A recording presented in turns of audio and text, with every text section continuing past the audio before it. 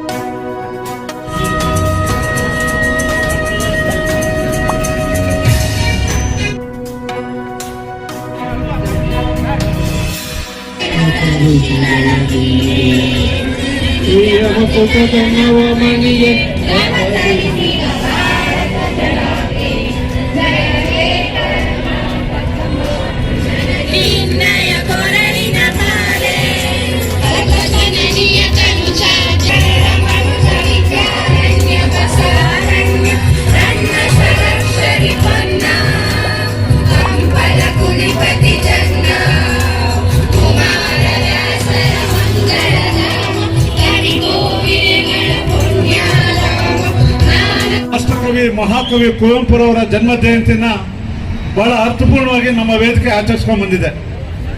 ಇದಕ್ಕೆಲ್ಲ ಕಾರಣಕರ್ತರು ಯಾರು ಅಂದ್ರೆ ನಾನು ಉತ್ಪ್ರೇಕ್ಷೆಗೆ ಮಾತಾಡೋದಿಲ್ಲ. ಈ ಒಂದು ಜಾಗಕ್ಕೆ ಒಂದು ಗೌರವ, ಒಂದು ಮೌಲ್ಯವನ್ನ, ಒಂದು ಗತ್ತು, ಒಂದು ಗರ್ವವನ್ನ ತಂದುಕೊಟ್ಟಂತ ನಮ್ಮೆಲ್ಲ ನೆಚ್ಚಿನ ಶಾಸಕರು, ಮಾಜಿ ಉಪಮುಖ್ಯಮಂತ್ರಿಗಳಾದಂತ ಅಶ್ವತ್ಥ ನಾರಾಯಣ ಅವರು ಸದಾ ನಮ್ಮ ಬೆನ್ನೆಲುಬಿಗೆ ನಿಂತಿರ್ತಕ್ಕಂಥದ್ದೇ ನಮಗೆ ಈ ಕಾರ್ಯಕ್ರಮದ ಪ್ರೇರಣೆ.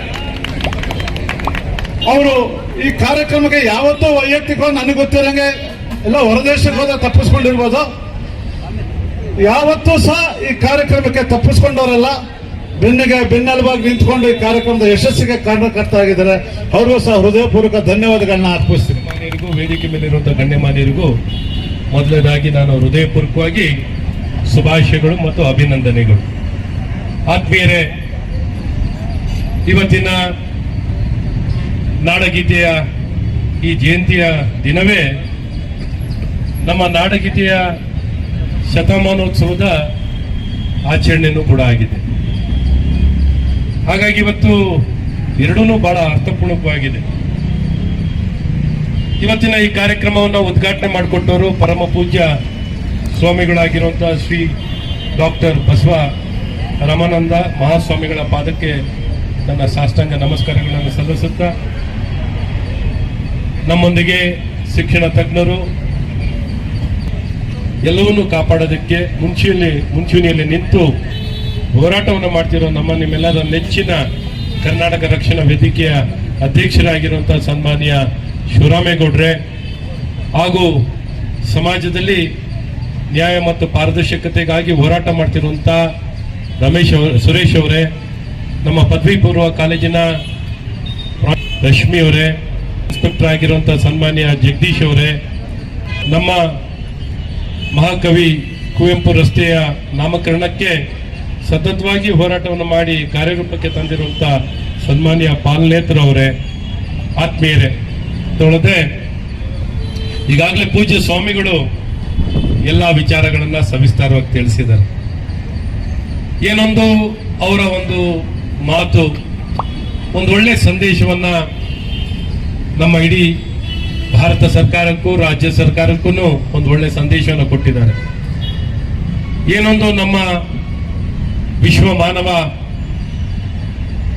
ಶ್ರೀರಾಮಾಯಣ ದರ್ಶನಂ ಎನ್ನುವಂತ ಹಲವಾರು ಸಾಹಿತ್ಯಗಳನ್ನು ಕೊಟ್ಟಂತ ನಮ್ಮ ನಾಡಿನ ಹೆಮ್ಮೆ ಮಗ, ನಾಡಗೀತೆ, ರೈತ ಗೀತೆ, ವಿಶ್ವ ಮಾನವ ಸಂದೇಶವನ್ನು ಕೊಟ್ಟಿರುವಂತ ರಸಋಷಿ ಮಹಾಕವಿ ಕುವೆಂಪು ಅವರಿಗೆ ಭಾರತ ರತ್ನವನ್ನ ಕೊಡಬೇಕು ಅನ್ನೋಂಥ ಒಂದು ಒತ್ತಾಯವನ್ನ ಏನ್ ಮಾಡಿದರೆ ಅದು ಒಂದು ಒಳ್ಳೆಯ ಸಲಹೆನೆ, ಒಂದು ಬೇಡಿಕೆಯನ್ನು ಇಟ್ಟಿದ್ದಾರೆ. ಈ ದಿಕ್ಕಲ್ಲಿ ಇಡೀ ನಾಡಿನಲ್ಲಿ ಎಲ್ಲರೂ ಈ ದಿಕ್ಕಿನಲ್ಲಿ ತಮ್ಮ ಒತ್ತಾಯಗಳನ್ನ, ತಮ್ಮ ಅಭಿಪ್ರಾಯವನ್ನ, ತಮ್ಮ ಅಭಿಮಾನವನ್ನ ವ್ಯಕ್ತಪಡಿಸಲಿಕ್ಕೆ ಸಾಧ್ಯವಿದೆ. ಈ ದಿಕ್ಕಲ್ಲಿ ಪ್ರಯತ್ನವನ್ನ ಎಲ್ಲರೂ ಪ್ರಯತ್ನ ಮಾಡೋಣ. ಅವ್ರಿಗೆ ಕೊಡೋದು ಇಡೀ ವಿಶ್ವಕ್ಕೆ ಕೊಟ್ಟಂತೆ. ಇವತ್ತೇನು ಕುವೆಂಪು ಅವ್ರು ಬಂದು ನೋಡಲ್ಲ, ಬಟ್ ಅವ್ರ ಸಂದೇಶಗಳು ಏನಿದೆಯೋ ಇವತ್ತು ಜಾತಿ, ಧರ್ಮ, ಭಾಷೆ ಮೀರಿ ಮಾನವೀಯತೆಯನ್ನು ಬೆಳೆಸ್ಕೋಬೇಕು, ವ್ಯಕ್ತಿತ್ವ ಬೆಳೆಸ್ಕೋಬೇಕು ಅನ್ನುವಂಥ ಅವರ ವಿಶ್ವ ಮಾನವ ಸಂದೇಶ ಬಹಳ ಪ್ರಸ್ತುತವಾಗಿದೆ. ಇಡೀ ವಿಶ್ವದಲ್ಲಿ ಎಲ್ಲಾ ಕಡೆ ಶಾಂತಿ ಕದಡುತ್ತಿದೆ. ಎಲ್ಲರೂ ನಾನು ನಾನು ನಾನು ನಾನು ನನ್ನ ಧರ್ಮ, ನನ್ನ ಭಾಷೆ, ನನ್ನ ಜಾಗ, ನನ್ನ ನೆಲ, ಆ ದ್ವೇಷ, ವೈಮನಸ್ಸು, ಶಾಂತಿಯನ್ನು ಕದಡಿ ಸಮಸ್ಯೆ ಮೇಲೆ ಸಮಸ್ಯೆಗಳು ಹೆಚ್ಚಾಗ್ತಿದೆ. ಹಾಗಾಗಿ ಎಲ್ಲಾ ಕಡೆ ನೋಡ್ತಾ ಇದ್ದೀರಾ, ಎಲ್ಲ ಬಹಳಷ್ಟು ಮುಂದುವರೆದ ರಾಷ್ಟ್ರಗಳು ಅಷ್ಟೇ ಇವತ್ತು ಅವರ ಕೆಲಸಗಳನ್ನ ಇಂಗ್ಲಿಷ್ ಭಾಷೆಗೆ ಭಾಷಾಂತರ ಆಗುವಂಥದ್ದು ಆಗಿದೆಯೇನೋ ಗೊತ್ತಿಲ್ಲ.